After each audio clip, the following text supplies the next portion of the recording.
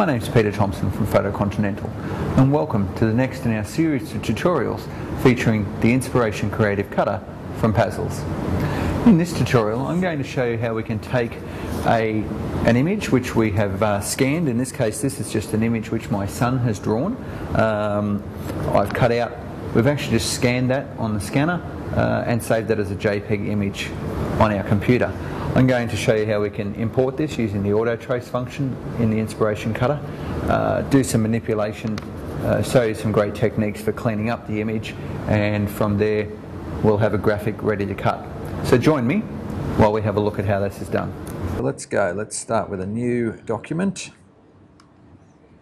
and we go import, and I know that it's in my documents and it's in my pictures. Let's find a duck. Here we go.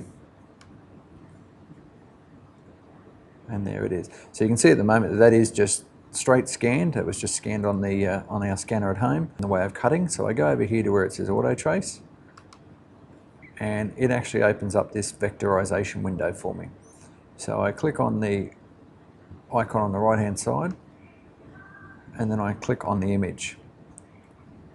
I then just click on here where it says 1:1 or screen size, and you can see that it's gone from my color image across to black and white. Now at this stage I can adjust it to give it more or less detail. Obviously with a clip art image that can be quite handy, so you can see there, but in this case I just want it to be as you see it there. I'll now click on the make vector, click on the actual image itself, and you'll see that it actually starts to create a vector graphic. I now just go and get rid of my vectorization window there, and you can see now I have my image here. I can actually go to my eraser, and let's get rid of my original because I don't need that anymore. And I can now just go and get rid of some of these incidental lines. That's what happens when you don't go all the way over. Alright, so here is my image, and if I zoom up you can start to see that there is some bumpy little lines that appear here in around this area, etc. So I've got a couple of things. I can just go and actually loop over those, delete them completely. You can see here if I zoom right up that see there's some little crossovers and bits and pieces. So once again just go to your little node area, get rid of it. Let's get rid of that one as well, there's no need. If I wanted to create a nice arc, let's use the arc tool in this case. Just turn on the little node so I can see them. Go arc tool here, and I find my first node, click my left mouse, move it across to the center, release the mouse, bring it back down again, you'll see that arc it's created. And now we can go around to, say, this one here, let it go, and see how it's created that nice perfect arc around there. Now once again, if I went back to the node, that little module there, I can move that in or out as I wish. So you can see what I would actually do there is just go in, click and hold, move to the center of where my arc is going to be, take my finger off the button and put it back down again. You'll see it creates the arc, bring it down to my ending point, let go, and hey presto, it's there.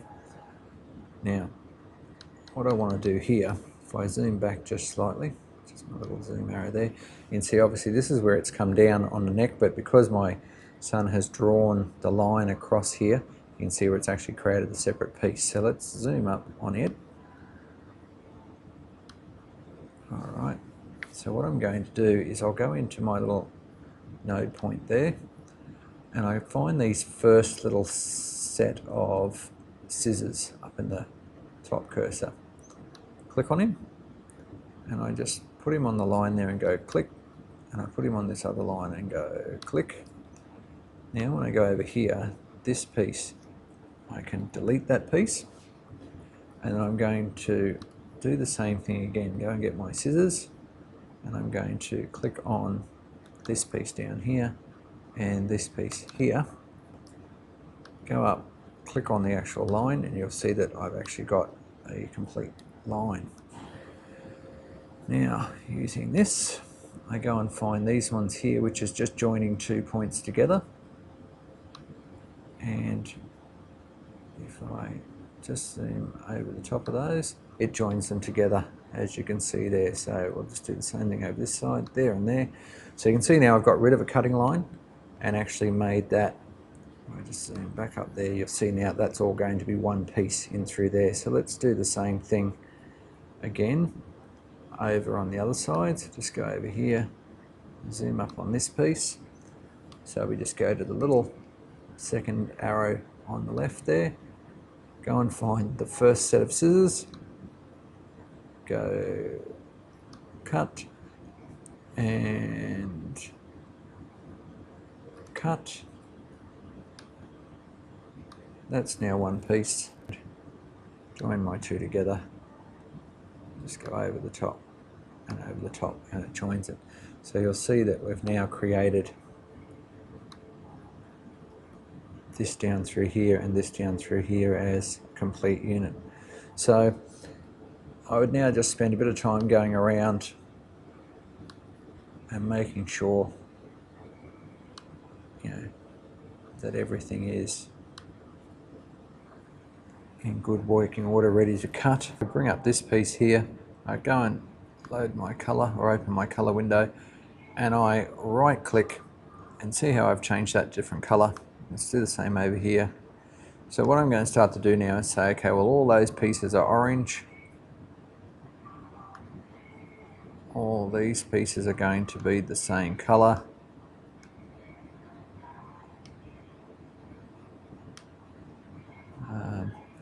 The body part, of course, is going to be another colour. And my wing that I didn't change through there will be a different colour. And then the tips of his little hair there are also going to be that same colour. So you can see I've actually started to now break it up and design it so that when we actually go over here to cut project, and now this is going to actually tell me that I don't have the machine plugged in. It's another clever little piece of machinery. You can see there I've got all my different pieces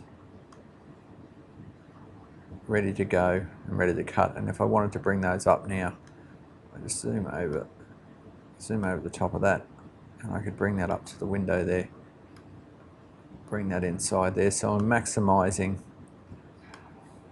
my paper usage.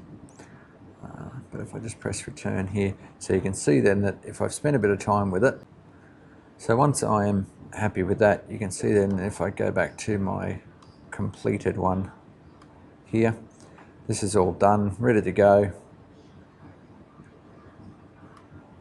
I've got my individual colours. In this case I actually did leave the wings separate, but just to show you in the tutorial how I actually cut those apart, etc. I've left the eyes as one piece, and what I've done with the bill here is actually just gone in and cut it and made a little bill so that when we actually stick that all together, it's going to be all one piece. And that's it. Now I'd actually go to my cut project, select the type of paper or cardstock, etc. that I'm intending to use, and here's the finished product.